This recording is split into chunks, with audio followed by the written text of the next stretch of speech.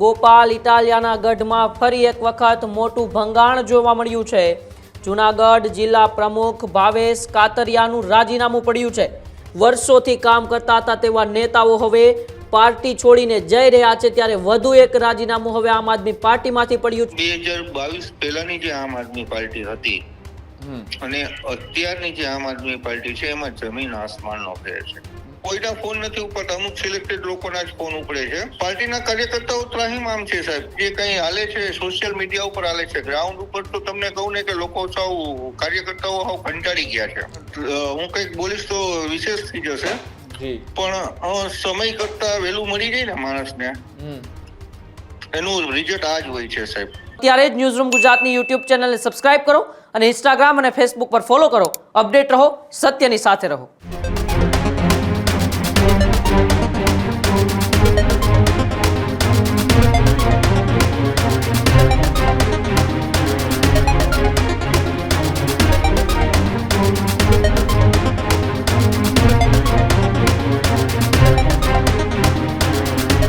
સ્થાનિક સ્વરાજની ચૂંટણીઓના ભણકારા હવે સમગ્ર રાજ્યની અંદર વાગ્યા છે, ત્યારે સ્થાનિક સ્વરાજની ચૂંટણી પહેલા એ આપમાં મોટું ભંગાણ જોવા મળ્યું છે।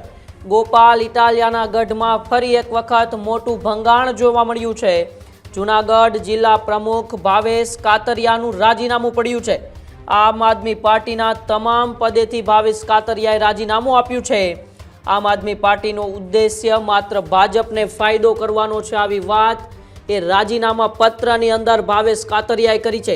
એટલે કે એક બાદ એક સારા નેતાઓ જેઓ પાર્ટી માટે નિષ્ઠાથી વર્ષોથી કામ કરતા હતા તેવા નેતાઓ હવે પાર્ટી છોડીને જઈ રહ્યા છે, ત્યારે વધુ એક રાજીનામું હવે આમ આદમી પાર્ટીમાંથી પડ્યું છે ને એ ગોપાલ ઇટાલિયા જે વિધાનસભા જે તાલુકામાંથી ધારાસભ્ય બનીને આવ્યા છે, તે જ જિલ્લાના પ્રમુખ રહી ચૂકેલા, જૂનાગઢ જિલ્લા આમ આદમી પાર્ટીના પ્રમુખ રહી ચૂકેલા અને પ્રદેશના નેશનલ જોઈન્ટ સેક્રેટરી રહી ચૂકેલા એ ભાવેશ કાતરિયાએ રાજીનામું આપ્યું છે। એક લેટર લખીને આમ આદમી પાર્ટીના તમામ પ્રાથમિક પદેથી ભાવેશ કાતરિયાએ રાજીનામું આપ્યું છે ને એ જ લેટરની અંદર તેમણે કારણ પણ જણાવ્યું છે કે આમ આદમી પાર્ટીનો ઉદ્દેશ્ય માત્ર ભાજપને એ ફાયદો કરવાનો છે। હું 2013થી આ પાર્ટી માટે નિષ્ઠાથી કામ કરતો આવ્યો છું। મારી સાથે મારા સહયોગી કૃણાલ જોડાયા છે। કૃણાલ, એક બાદ એક સારા નેતાઓ વર્ષોથી જે પાર્ટીને મજબૂત બનાવવા માટે કામ કરી રહ્યા છે તે આમ આદમી પાર્ટીને છોડીને જઈ રહ્યા છે ને વધુ એક રાજીનામું જૂનાગઢ જિલ્લાના પ્રમુખ અને એ પ્રદેશના સેક્રેટરી રહી ચૂકેલા ભાવેશ કાતરિયાએ અત્યારે રાજીનામું આપ્યું છે। બિલકુલ ઉમંગ, વાત કરવામાં આવે તો જ્યારથી વિસાવદરની ચૂંટણી પૂરી થઈ, વિસાવદરની પેટા ચૂંટણીના પરિણામો આવ્યા ત્યારબાદ સૌ કોઈને એવું લાગતું હતું કે ગોપાલ ઇટાલિયાની જીત બાદ આમ આદમી પાર્ટીની અંદર મજબૂતાઈથી કોંગ્રેસ અને ભારતીય જનતા પાર્ટીને ટક્કર આપી શકે તેવી રીતના કાર્યકર્તાઓમાં જોમ અને જુસ્સો છે તે ભરવામાં આવશે। પણ જે રીતના ગોપાલ ઇટાલિયા વિસાવદરના ધારાસભ્ય બન્યા બાદ આમ આદમી પાર્ટી મજબૂત થવાને બદલે ક્યાંક ને ક્યાંક તૂટી રહી છે, એ પણ એટલી વાસ્તવિકતા છે। કેમ કે જે ગોપાલ ઇટાલિયાને જીતાડવામાં મજબૂતાઈથી મહેનત કરી કરશન બાપુ ભાદરકા, તેઓએ રાજીનામું આપ્યું અને આમ આદમી પાર્ટીના કિસાન ખેડૂત નેતા તરીકે જેઓ ગુજરાતમાં છાપ ઊભી કરી હતી એવા રાજુ કરપડાએ પણ રાજીનામું આપ્યું। તો તેની પાછળનું ચર્ચાસ્પદ નામ કોણ રહ્યું? તો કે ગોપાલ ઇટાલિયા। કરશન બાપુ ભાદરકાએ રાજીનામું આપ્યું તો આટકતરી રીતના નામ ચર્ચામાં કયું રહ્યું? તો કે ગોપાલ ઇટાલિયા। અને અત્યારે ફરીથી એ જૂનાગઢ જિલ્લાના પ્રમુખ રહી ચૂકેલાના પાર્ટીના જોઈન્ટ સેક્રેટરી જેવા પદ ઉપર રહેલા ભાવેશ કાતરિયાએ રાજીનામું આપ્યું છે અને પોતાનો જે રાજીનામા લેટર લખ્યો છે તેમાં શું લખ્યું કે જે પાર્ટીનો ઉદ્દેશ્ય હતો એ હવે રહ્યો નથી। હવે પાર્ટીનો ઉદ્દેશ્ય માત્ર ભારતીય જનતા પાર્ટીને ફાયદો કરાવવાનો હોય તેવું લાગી રહ્યું છે। જે રીતના અલગ અલગ નેતાઓ હવે રાજીનામા આપી રહ્યા છે તેનું એકમાત્ર કારણ હોય તો પાર્ટીનો અંદરનો આંતરિક વિખવાદ, અને તેના જ કારણે આ રાજીનામાઓ છે તે પડી રહ્યા છે। અને તેનું સૌથી ચર્ચાસ્પદ નામ હોય તો એ ગોપાલ ઇટાલિયા। ગોપાલ ઇટાલિયાના આવ્યા બાદ ક્યાંક ને ક્યાંક આટકતરી રીતના ખુલીને નહીં તો સીધા આપને અનેક એવા કાર્યકર્તાઓએ ટેલિફોનિક ઉપર કહ્યું છે કે ગોપાલ ઇટાલિયાના આવ્યા બાદ એ પાર્ટીની અંદર એક જૂથતા થવાને બદલે ક્યાંક ને ક્યાંક જૂથવાદ વધી રહ્યો છે અને તેના જ કારણે પાર્ટી છે તૂટી રહી છે। અને એવી જ રીતના એક લાંબા સમયથી આ જૂનાગઢ જિલ્લાના વિસ્તારોની અંદર કામ કરતા હતા એવા ભાવેશ કાતરિયાએ પણ પોતાના પક્ષના તમામ હોદ્દાઓ પરથી રાજીનામું આપવું પડ્યું। હવે એ જ મુદ્દે આપણે એની પાસેથી સમજવાનો પ્રયત્ન કરીએ કે ખરેખર લેટરમાં લખ્યું છે એ વાસ્તવિકતા છે કે પછી તેઓની સાથે પણ આવું જ કંઈક બન્યું છે? ભાવેશભાઈ આપણી સાથે જોડાયેલા છે. ભાવેશભાઈ, ખૂબ ખૂબ આભાર છે ન્યૂઝ રૂમમાં જોડાવા બદલ. હાજી, નમસ્કાર સાહેબ. જે રીતના તમે લેટર લખી અને પાર્ટીના અધ્યક્ષને તમારું રાજીનામું છે તે મોકલી આપ્યું છે, શું કારણ રહ્યું લાંબા સમય સુધી પાર્ટીમાં કાર્યરત અને કાર્યકર્તાથી લઈ અને જોઈન્ટ સેક્રેટરી સુધી પહોંચ્યા અને અચાનક રાજીનામું? સાહેબ, હું 2013 થી લઈ અને અત્યાર સુધી યાની કે 2026 સુધી પાર્ટીમાં એક અલગ અલગ હોદ્દા ભોગવેલા છે. પાર્ટીએ મને માન સન્માન પણ આપેલું છે, હોદ્દાઓ આપી. અને ગુજરાત સાક્ષી છે, જે ગુજરાતની અંદર 5 વિધાનસભાની જે સીટો આવેલી હતી એમાંની એક જુનાગઢ વિધાનસભાની જુનાગઢ જિલ્લામાંથી એક સીટ આપેલી છે. જે સમયે હું જિલ્લા પ્રમુખ હતો, મેં અને મારી ટીમે પાર્ટીને ઘણું બધું આગળ લઈ જવા માટેનું કામ કરેલું છે. પણ 2022 પહેલાની જે આમ આદમી પાર્ટી હતી અને અત્યારની જે આમ આદમી પાર્ટી છે એમાં જમીન આસમાનનો ફેર છે. શું ફેર લાગી રહ્યો છે તમને અત્યારે? કોર્પોરેટ ની રીતે ચલાવવામાં આવે છે, ટાર્ગેટ બેઝ કામ કરવામાં આવે છે, અને ક્યાંક ને ક્યાંક છે ને જૂથવાદ, જે તમે વાત કરતા હતા ને, જૂથવાદ, જ્ઞાતિવાદનો ભોગ બને છે લોકો. અચ્છા, આવું પણ થાય છે.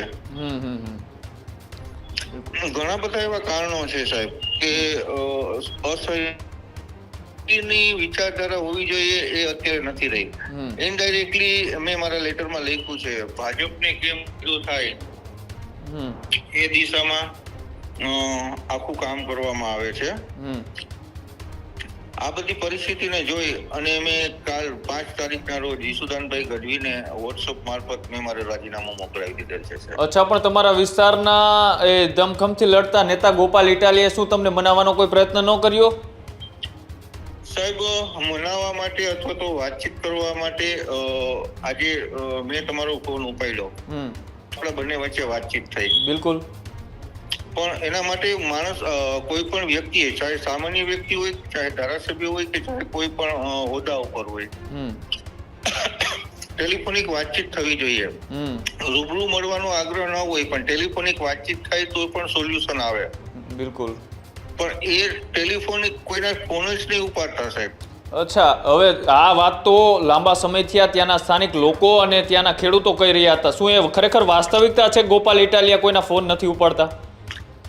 સર, વાસ્તવિકતા એટલે તમે લોકલ મીડિયાને પણ પૂછી લેજો, ત્યાં લોકલ કોઈના ફોન નથી ઉપાડતા. અમુક સિલેક્ટેડ લોકોના જ ફોન ઉપડે છે, બાકી કોઈના ફોન ઉપડતા જ નથી. અચ્છા, તો પછી પાર્ટીના કાર્યકર્તાઓને કામ હોય તો કઈ રીતના એનો કોન્ટેક્ટ કરો તમે? પાર્ટીના કાર્યકર્તાઓ ત્રાહિમામ છે સાહેબ, કોઈના ફોન નથી ઉપડતા. આ તો ગ્રાઉન્ડ તમે નીચે જોવો તો ખ્યાલ આવે. આ તો ખાલી સોશિયલ મીડિયાની અંદર જે કંઈ હાલે છે સોશિયલ મીડિયા ઉપર હાલે છે. ગ્રાઉન્ડ ઉપર તો તમને કહું ને કે લોકો સાવ કાર્યકર્તાઓ સાવ કંટાળી ગયા છે. અચ્છા, એટલે આ વિસાવદરની પેટા ચૂંટણી જે થઈ એમાં જે રિઝલ્ટ આવ્યું અને ત્યારબાદ આ પરિસ્થિતિ ઊભી થઈ? 100% સાહેબ. એક હું વિશેષણ હું કંઈક બોલીશ તો વિશેષ થઈ જશે, પણ સમય કરતા વહેલું મળી જાય ને માણસને, એનું રિઝલ્ટ આ જ હોય છે સાહેબ. અચ્છા, અને તો આગામી દિવસોની અંદરની વાત તો ઠીક છે, પણ ભૂતકાળમાં જે કરશન બાપુ ભાદરકા હોય, રાજુ કરપડા જેવા દિગ્ગજ નેતાઓ કે જેને પાર્ટીને ઊભી કરવામાં મહત્વની ભૂમિકા ભજવી હતી, તેવા વ્યક્તિઓ પાર્ટી છોડી રહ્યા છે. અને તેને પાછળ હવે કેટલા આવા નેતાઓ છે કે એ પણ પાર્ટી છોડી શકે છે? સાહેબ, મેં તમને કીધું ને મારી આગળની વાતમાં, જે 2022 પહેલાની જે આમ આદમી પાર્ટી હતી અને ત્યારનું જે સંગઠન હતું અને અત્યારે જે કામ થઈ રહ્યું છે, તમે આમ આદમી પાર્ટીનું જે પાર્ટી પેજની અંદર જે લિસ્ટ બહાર પડે છે એની અંદર તમે ડીપલી સ્ટડી કરજો. એમાં અમુક કાર્યકર્તાઓને તો ખબર બી નથી હોતી કે મારો હોદ્દો આવ્યો. અચ્છા, તો તમે તમારા પક્ષના જે મહામંત્રી છે મનોજ સોરઠિયા, તેમને આ બાબતની ફરિયાદ ક્યારે કરેલી? સાહેબ, ફરિયાદ તો શું, મારે તો ઝઘડો થઈ ગયેલો છે એની સામે. અચ્છા, કઈ બાબત? અમુક સંગઠનની બાબતમાં. અચ્છા, ગુજરાતમાં પેલો વ્યક્તિ હશું કે મેં મનોજ સોરઠિયા સામે ઝઘડો કરેલો. ઇગોસ્ટિક પર્સન છે. હં. કાર્યકર્તાઓને સાંભળતા નથી અને જે વાત કરવાની જે સિસ્ટમ છે કે હું એક એક્ઝામ્પલ આપું, આપણો બાપુ આપણે 5,000 માં ગીરવે ન મૂકી એવું હોય કે એને તમે વાપરવાની જેમ વપરાય એમ. બરાબર. એવી રીતે આપણી યારે વર્તન કરે. અરે કાર્યકર્તા છે, નિસ્વાર્થ ભાવે કોઈ પણ અપેક્ષા રાખ્યા વગર કામ કરતો હોય તો એને એટલીસ્ટ માન સન્માન તો મળવું જોઈએ ને. બિલકુલ. આપણે એવું ક્યાં કહી છીએ કે તમે અમને લોચા બાંધી દો. એક માન સન્માન જે મળવું જોઈએ એ પણ નથી મળતું કાર્યકર્તાઓને. અચ્છા. તો આગામી દિવસોમાં શું સ્ટેન્ડ રહેશે તમારું અને બીજા કેવા લોકો આટલા છે કે જે આનો ભોગ બનેલા છે અથવા તો એ પાર્ટીથી નારાજ છે ને આગામી દિવસોમાં રાજીનામા આપી શકે? સર, આખા ગુજરાતની અંદર ઢગલાબંધ લોકો કાર્યકર્તાઓ જે જૂના કાર્યકર્તાઓ છે એ બહુ નારાજ છે.